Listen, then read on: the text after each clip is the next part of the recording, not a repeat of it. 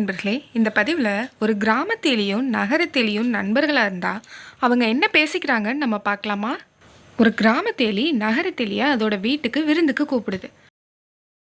கிராமத்திலேயே அது சுற்றி கிடைக்கிற எல்லா பயிர் வகைகள், பழங்கள், காய்கறிகள் எல்லாத்தையும் சேகரித்து அது நண்பனுக்கு உணவாக கொடுக்குது. நம்ம நகரத்திலேயே எல்லாத்தையும் சாப்பிட்டுட்டு, நண்பா உன் உணவெல்லாம் ரொம்ப சுமாராக இருக்குது, சுவையே இல்லை, நீ எங்கள் வீட்டுக்கு வந்து பாரு, எல்லாமே அவ்வளோ சுவையாக இருக்கும், அது மாதிரி உணவெல்லாம் நீ இது வரைக்கும் சாப்பிட்ருக்க மாட்டேன், நீ வா அப்படின்னு சொல்லுது. கிராமத்திலையும் நகரத்திலேயே வீட்டுக்கு சாப்பிட போகுது. நகரத்திலையும் வடை, பாலாடை கட்டி, ரொட்டி துண்டுகள், இந்த மாதிரி விதவிதமாக பல உணவுகளை நண்பனுக்காக எடுத்து கொடுக்குது. 2 பேரும் சாப்பிட தொடங்குறாங்க. ஏதோ சத்தம் கேட்குது. ஐயோ யாரோ வராங்கன்னு 2 பேரும் ஓடி போய் ஒளிஞ்சுக்கிறாங்க.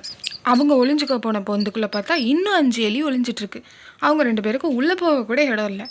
அடுத்து பார்த்தா யாரோ கதவை திறக்கிற சத்தம் கேட்குது. மறுபடியும் யாரோ வராங்கன்னு 2 பேரும் ஓட வேண்டியதாக இருக்குது. கிராமத்தெலி வெறுத்து போய், நண்பா நான் என் வீட்டிலையே நிம்மதியாக சாப்பிட்டு ரொம்ப சந்தோஷமாக இருந்தேன், நீங்கள் வந்து ஆடம்பரமான உணவெல்லாம் கொடுக்குறேன்னு என்னை நிம்மதியாக சாப்பிடக்கூட விடலை. என்னோடய இடத்துல எளிமையான உணவு கிடைச்சாலும் நான் அதை நிம்மதியாக சாப்பிட்டுட்டு சுதந்திரமாக வாழ்ந்துட்டு இருந்தேன் நண்பா. ஆடம்பரத்தில் இல்லாத நிம்மதி சுதந்திரமாக வாழும்போது இருந்தது நண்பா. நான் வரேன் அப்படின்னு சொல்லிட்டு போயிடுச்சு. இதுலேருந்து உங்களுக்கு என்ன தெரியுது நண்பர்களே? ஆடம்பரமாக வாழ்கிறத விட எளிமையாக இருந்தாலும் மனநிறைவோடு சந்தோஷமாக வாழ்கிறது தானே முக்கியம் நண்பர்களே. நன்றி. மீண்டும் அடுத்த கதையில் சந்திப்போம்.